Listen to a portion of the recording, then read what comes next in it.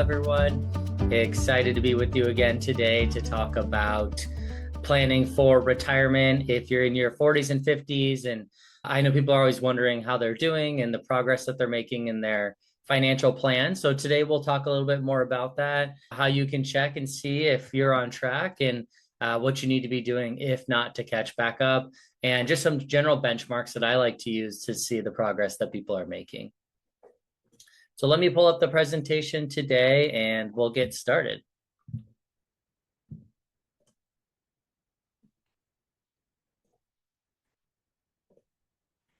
All right. So first and foremost, why did I pick this group of people? I feel like typically when you're first getting started in your career, this maybe isn't a huge priority. Retirement's coming down the pipeline, but it's maybe not your major focus right now. Maybe you're focusing on building a family or some other goals outside of retirement. Once you start to get into that 40s and 50s realm is really where you start to buckle down. You're like, okay, it's time for me to actually work towards this retirement goal and start getting to work on this. So I wanted to focus on the 40s and 50s. That's also kind of your peak earning years.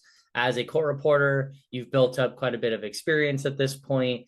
And so we're ready to really take all this income. It's never a better time than right now with current rates that people are charging and the income that court reporters are bringing in to be able to maximize their financial planning. So we want to make sure we're focusing on that.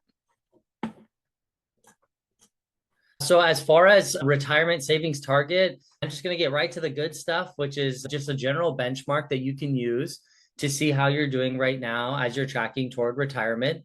Now, one thing I want you to think about is that we have compounding interest on our side to help with your investments, right? So to build up the first age 30 number that I have here, 1x annual salary saved, that's going to feel like the hardest because you're not getting a lot of benefit from investment returns, right? The return on $100,000, 7% rate of return is only $7,000 helping you towards your goal. The return of 7% on $1 million is $70,000 going toward your goal. So you get a lot more help in the later years of your financial plan. So getting started is hardest. And that's why I did age 30. I would say just have 1 year of your retirement plan saved up would be a great benchmark. Once we get to age 40, hopefully at that point, we have 3 times annual salary saved. So you triple the progress that you had made so far. Age 50, we're at 6 times your salary. And then age 60, as we're getting really close to that retirement spot, hopefully we're up to 8 times your annual salary saved. And the way I would think about this is only think about accounts that you have earmarked specifically for retirement. So if you have a kid's education account or your savings account, I wouldn't necessarily count that as a number that you can use for this benchmark. Also, too, I know with a lot of the freelance court reporters that we work with, they bring in way more money than they would actually want to live off of in retirement. So we don't necessarily want to be planning for their current income levels. So a 1-time salary, a 3-time salary may not be the right strategy. Instead, we may want to be more focused on looking at what you need as far as your expenses. So figuring out like what it costs you to run your life right now on a monthly basis. And then you can multiply that by 12 to get to your yearly number. And then we can use that yearly number to use for our calculation here. And it's probably going to be a lot more accurate than using that income that you're earning, because most of you are not going to be living off that amount. So as far as those who are in their 40s, time is still on your side. It feels like you're delayed and that you're behind on your retirement planning, even if you haven't started anything at this point. But the reality is that you still have 20 to 25 years left until typical retirement age. And I do often see court reporters going farther than age 65 just because they love the career and they want to keep going, maybe doing it part-time. So the reality is that you do have plenty of runway left to catch back up and get on track if you're coming into this webinar today with $0 saved for retirement. We can still make it happen. And just an example here to show that proof, even if you were just investing $500 a month for 25 years, right? So $6,000 a year, that should really be like the bare minimum. Probably isn't even enough, to be honest with you, just doing that for retirement. But even just doing $500 a month for 25 years and getting a 7% rate of return, that'll equate to $400,000 that you'll have by the time you got to age 65. So $400,000 of progress that you could make just by doing 6 grand a year toward your financial plan. Also, as well, in your 40s and then continuing into your 50s, family obligations start to decrease. You're getting to the point where kids are going to college and then graduating from college, and then you will be filtering them off the payroll, and you'll have a lot more money that you can use for yourself and for your own savings. So you probably will be tightest on cash now, early in your 40s, and then as you keep progressing through your career, you'll have more money that you'll be able to save toward your plan. One, because you'll just continue to earn more, and two, because you'll have some of these other financial obligations falling off of your expenses and you'll free up a little bit of cash flow. So once we're in our 50s, it's time to sprint and get to the finish line, especially if you're in your 50s now and you're just getting started on this. Then we are a little bit more behind and a little bit more urgent here to catch back up, but it's definitely still possible. First and foremost is that we can start accelerating your retirement planning because number one is you have catch-up contributions that you can make. So depending on the type of retirement plan that you have, specifically like a solo 401k, you can contribute up to $7,500 on top of the 23,005. That's the standard. So you have a lot more wiggle room there with the solo 401k. And then you can also do an extra $1,000 into an IRA, bumping you up from $7,000 per year up to $8,000 per year. So you have even more wiggle room to add money to these accounts. Also, we still have a lot of time for growth. Similar calculation like I did on the last slide, but if we went a little bit more aggressively here and you saved $1,000 a month for 15 years, so starting at age 50 to 65, and you still earn just a conservative 7% rate of return, that would yield you over $315,000 if you were starting from scratch. Now, remember, compounding interest is really what helps this grow. So if you already had 315,000 today and you're adding to this, I wouldn't just think double it. Don't think that doing this is going to get you 600,000. It's actually going to get you even more because you're going to have these bigger account sizes and more time for this compounding to occur. Again, talking about your career, once you're in your 50s, you have the most experience, what rates to be charging, just in general, inflation and costs is income's going to be going up. The court reporter shortage that you've seen so far has significantly increased the amount of income that court reporters are making. So these are all just positives for you to be able to catch up and have that income you need to be on track for your financial plan. And also the nice part too is any contribution you make to a retirement account that's pre-tax, it's a deduction off of your income. So you're saving toward your financial plan in your retirement, but you're also lowering your tax bill as well. So if you're saving 20 grand into a retirement account, it probably isn't actually going to feel like you're saving 20 grand. It's going to feel like you're only saving 15 because your tax bill is going to be lower on the back end. So it's helping you on two sides to save your retirement plan and get a tax benefit today. So as far as saving strategies for court reporters, number one is maximizing the tax deferred accounts. So you got to take advantage of any of the 401k options. If you're an official or 403b, 457, any of those options that you have, make sure you're maximizing those. Also, after you do the plans through work, if you're maxing those out and you still have more capacity, or you're maxing out the plans you have for your own business and you still want to do more, you can look at contributing to a Roth IRA or a backdoor Roth IRA. Now, I'm not going to get into the backdoor Roth IRA today because that's a future webinar that I do have on the calendar. I want to say either next week or the week after, but you can check in the Facebook group and see.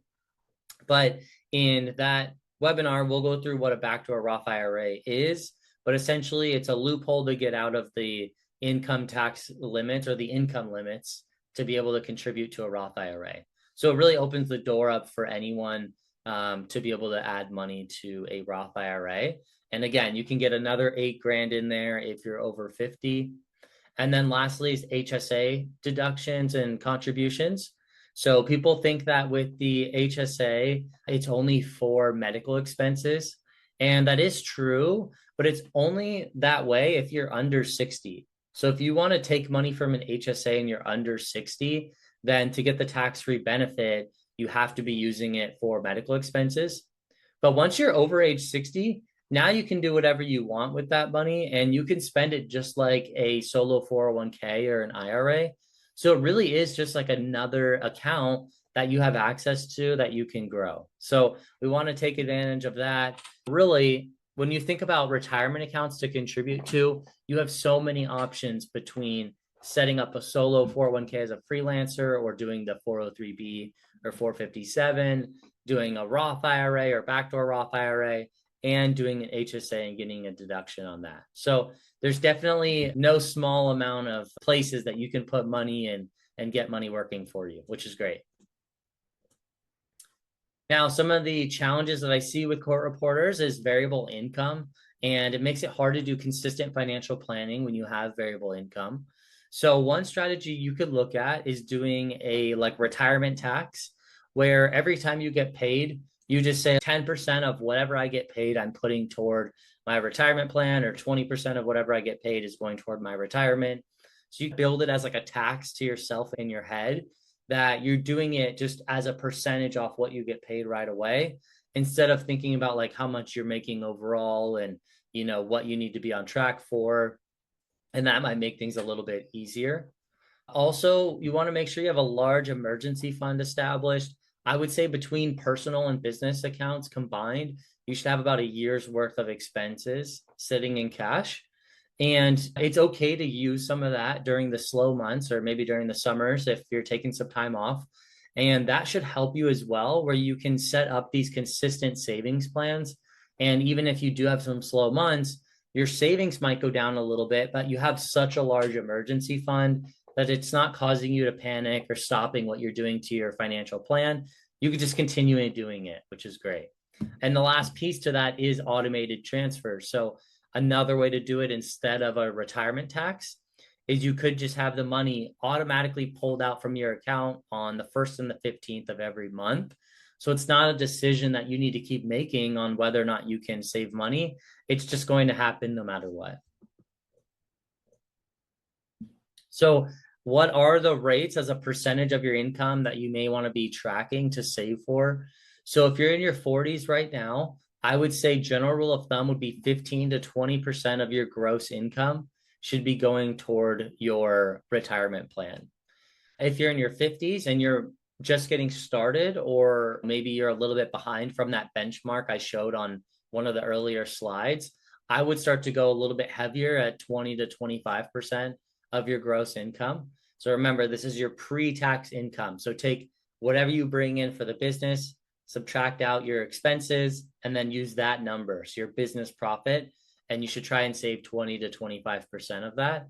And from my other webinars, and even if you wanted to talk with me directly, we could look at, okay, 20 to 25% of my income, that's $40,000 or $50,000 a year. What retirement plan do I set up for my business that will allow me to do 40 to 50,000 a year? So that's something that you can do research on, reach out to a financial advisor, reach out to me to get an answer on.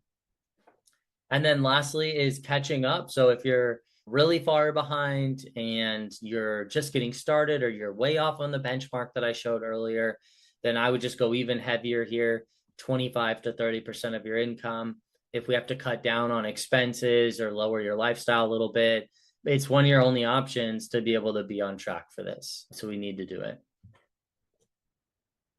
So I wanted to show a breakdown of kind of like where you should focus on first. So first and foremost, the solo 401k or like a SEP IRA, whatever business plan that you have, or even your work plan if you're an official, that's like the easy go-to, right? Don't walk over the easy steps to get to the harder, complex ones just because they seem like more unique or more interesting strategies to do. We don't need to get complicated for no reason. So make sure that you're maxing out your solo 401k or your SEP IRA or your 403b or 457, whatever it is, before you move on to the next thing. Just keep it nice and easy. Then you can move on to the HSA if you're eligible to do that. It's triple tax-free benefit if you're using it for medical expenses.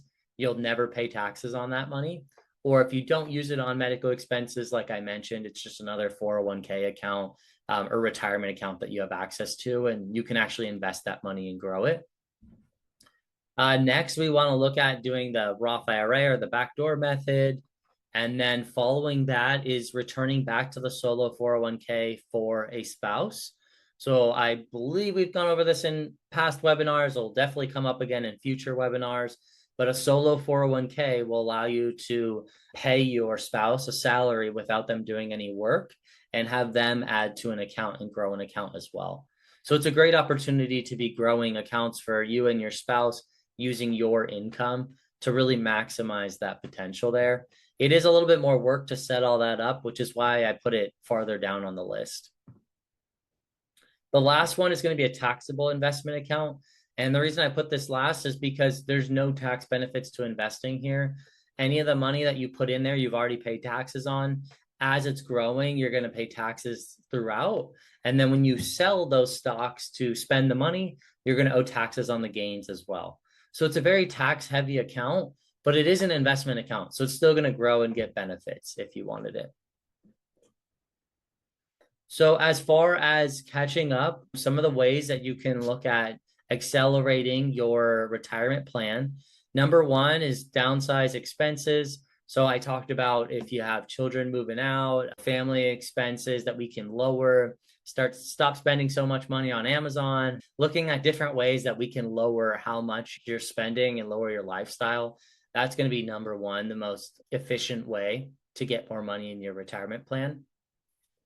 Number two is going to be earmarking increased income. So if your pay goes up and you start doing even better and better, and your income just continues to go up each month, don't adjust your lifestyle to your new income and just get all excited about this extra income and start spending more. You want to keep your lifestyle the same and just say, okay, whenever I start making more, that money is only going toward my retirement plan. I'm not increasing my lifestyle at all and keeping that consistent. And that'll really help you accelerate your financial plan. Next would be extending your working years. So if you can't retire at 65, we need to work till 66 or 67. That's really helpful because not only is it 1 or 2 more years that you get to save money, but it's also 1 or 2 years less of time that you'll be in retirement. So it's less money you'll need for spending in retirement, and it's more money that you get to save. So it's really like double compounding for every year extra that you keep working. Next could be like a part-time transition, which I talked about is actually pretty common for court reporters that I talk to, that they want to keep working here and there, gives them something to do, and they enjoy the career and want to keep going. So maybe you're working part-time for your first 1 to 5 years of retirement. And again, you're slowing down how fast you're spending your money, and it can really prolong how long it's going to last. Next is looking at other ways to earn outside of being a court reporter. Maybe you become a teacher and go teach at court reporting school, or look at other things that you enjoy, even just side jobs. I know some people want to go work at a coffee shop or something like that once they retire, but just other ways that you could be bringing in income to not be spending down your assets as fast in retirement. Or even some side gigs you like to do on the weekends that doesn't feel like work to you, where you can bring in some extra money that you're going to put toward retirement, could be great. And then lastly, it's like geographic arbitrage.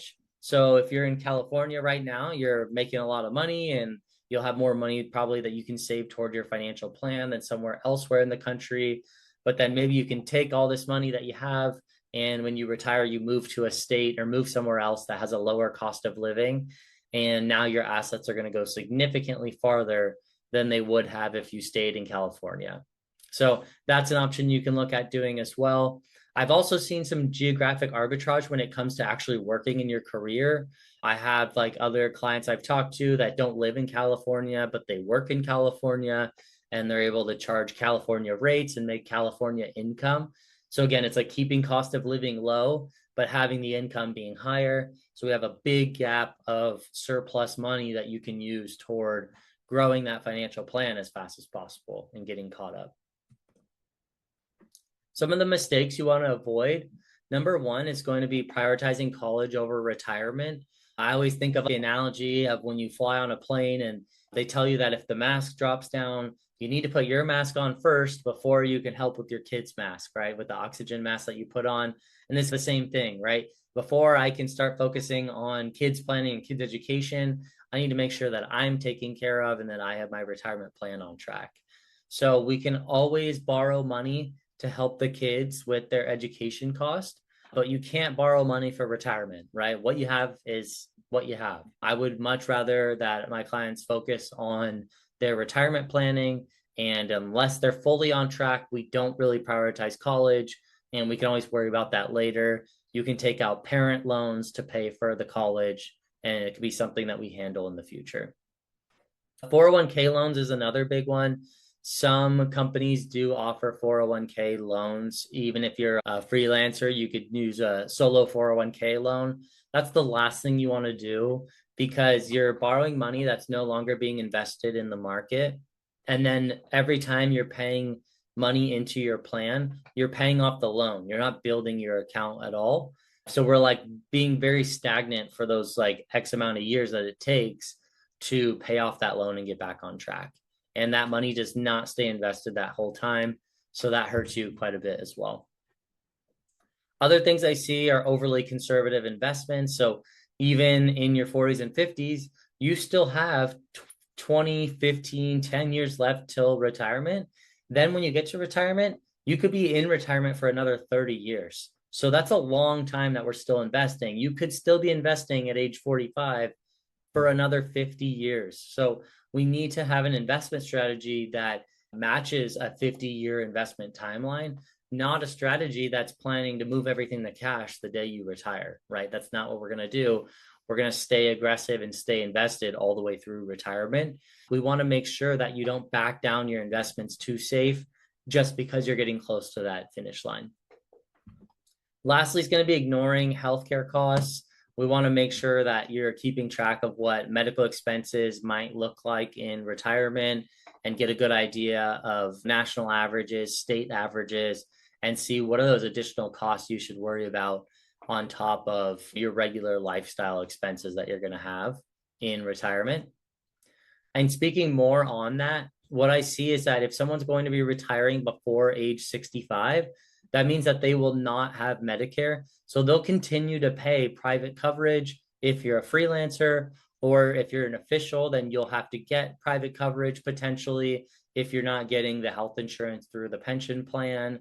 So if you're in those types of scenarios, it could easily be $1,000 to $2,000 a month to pay for your health insurance premiums. So that's $1,000 or $2,000 a month going toward health insurance on top of the costs that you have to pay for your regular lifestyle. Definitely an added expense of people that are retiring early that they don't think about is those extra health insurance costs until you get to age 65. So as far as action items that you can take this week, number one is going to be look at your current savings rate. So what percentage of your income are you currently saving and see how you're tracking toward that. Number two is reviewing available accounts. So what are the retirement options that you have personally? Are you an official, and what 457 or 403b do you have? Should you get a SEP IRA or simple IRA, solo 401k? If you're a freelancer, we want to schedule those automatic increases to your accounts or just set up even automatic transfers. So you're not making this decision every month, whether you're saving to your retirement plan or not. Also, a professional consultation. If you're an official, I'd say probably talk with your HR team and see what are the options that you have to save through your company and through the courts. And you can even look at what to do outside of that as a freelancer or as an official with your transcript income by connecting with the financial advisor who's familiar with court reporters and how you guys bring in income. Usually your S Corp, which adds a little bit more complexity. So having someone that works with a court reporter can be very helpful for this. And then lastly, it's just joining retirement resources such as this group that I've created to be able to help court reporters in the industry better prepare for retirement and feel more confident about their financial plan. But definitely can look out for other Facebook groups or forums where you can learn and get more information on financial planning. And then lastly is just considering professional support outside of those things that I mentioned, things that you can get help with from a financial advisor, or identifying what is your current probability of success just based off of what you're doing right now. I know I gave you some benchmark numbers, but you can see how you're actually tracking toward that goal that you mentioned and toward retirement. Also, you can see what steps need to be taken to close the gap. So, what are the options available to go from being maybe a 60% chance of success up to an 80%, right? How much more do we need to save toward the financial plan to do that? And sometimes the solution isn't saving more money, but it's saving it elsewhere.